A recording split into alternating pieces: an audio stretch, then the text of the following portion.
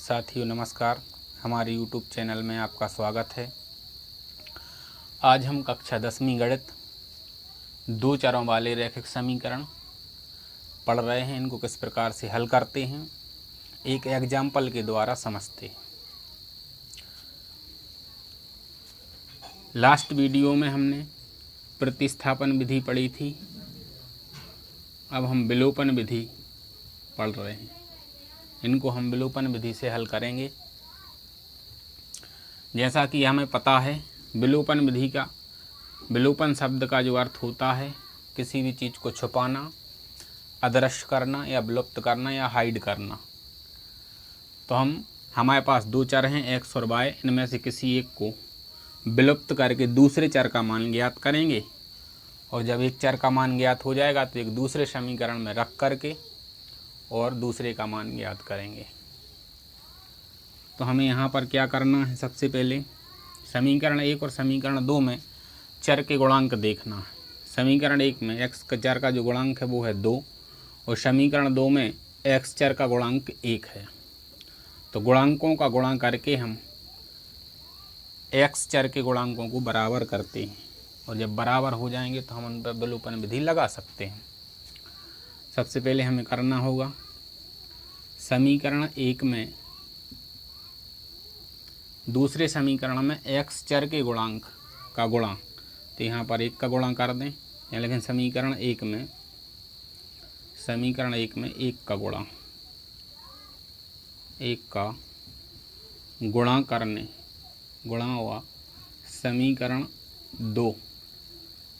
2 में पहले समीकरण में x का जो गुणांक है उसका गुणा में 2 का गुणा करने पर गुणा करके यहाँ पर हम 2 लिख देंगे। अब गुणा करेंगे, 2 का हम गुणा करेंगे तो ये ज्यों का त्यों आएगा 2x, 2 का y में गुणा करेंगे तो 2y आएगा और 1 का 10 में गुणा करेंगे तो 10 एकम 10 आएगा। ये हो जाएगा हमारा समीकरण 3। 2 का गुणा इस वाले में कर रहे हैं, दूसरे समीकरण में 2 का x में करेंगे तो ये हो जाएगा 2x प्लस 2 का गुणा 3y में करेंगे तो हो जाएगा 3 दूनी 6y और 2 का गुणा 9 में करेंगे तो ये हो जाएगा 9 दूनी 18। इसको हम समीकरण 4 मान लें। समीकरण 3 और समीकरण 4 में हम देख रहे हैं कि x के चर जो है उनके गुणांक समान हैं और चिन्ह भी समान है। तो एक प्रॉपर्टी होती है, एक नियम होता है, यदि समीकरण में किसी चर के गुणांक समान और चिन्ह समान हैं तो वहाँ पर घटाने पर इसको हल करते हैं। घटाने पर चिन्ह बदल जाते हैं। ये 2x धन का है तो ये ऋण का हो जाएगा, ये 6y धन का है तो ये ऋण का हो जाएगा, ये 18 धन का है तो ये ऋण का हो जाएगा। असमान चिन्हों के लिए ये धन का 2x और ऋण का 2x आपस में विलोपित हो जाएंगे। यहाँ पर हम देख लेंगे जोड़ना घटाना में से जो कुछ भी होगा वो करेंगे। जैसा कि यहाँ पर 6y जो है ऋण का है और 2y धन का है, तो घटाना होगा तो 6 में से हम 2 घटाएंगे तो यहाँ पर हमारे पास 4y बचेंगे। उसी प्रकार 18 ऋण का है और 10 धन का है, 18 में से 10 घटाएंगे तो यहाँ पर बचेगा माइनस का 8, बड़ी संख्या है इसलिए माइनस से माइनस कैंसिल हो जाएगा। y का गुणांक है 4, गुणांक हटेगा तो ये सामने वाली संख्या के भाग में जाएगा। अब भाग दे देंगे तो ये आ जाएगा y बराबर 4 से 8 में 2 बार भाग जाएगा तो ये काय का मान ज्ञात हो जाएगा y का। अब हमें क्या करना है, समीकरण 1 में y का मान रख दें या समीकरण 2 में y का मान रख दें और इसको हल करते हैं। तो इसको हम यहाँ पे सॉल्व कर ले रहे हैं। समीकरण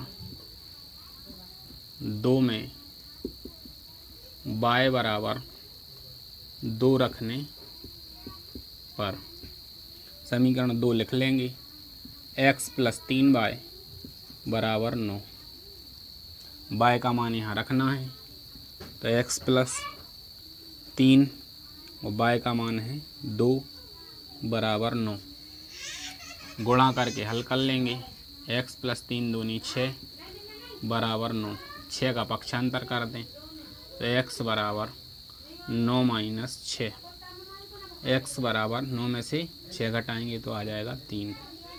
इस प्रकार से हम बहुत आसानी से x का और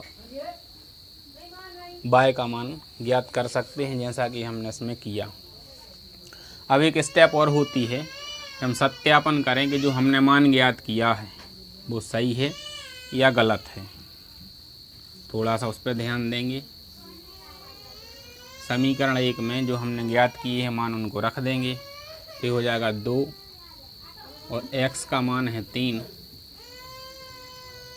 2 और y का मान है 2 बराबर 10। 3 दूनी 6 हो जाएगा और 2 दूनी y का मान 2, 2 दूनी 4 हो जाएगा बराबर 10। 6 और 4 10 बराबर 10। इस प्रकार से हम कह सकते हैं जो हमने मान ज्ञात किया है वह सही है।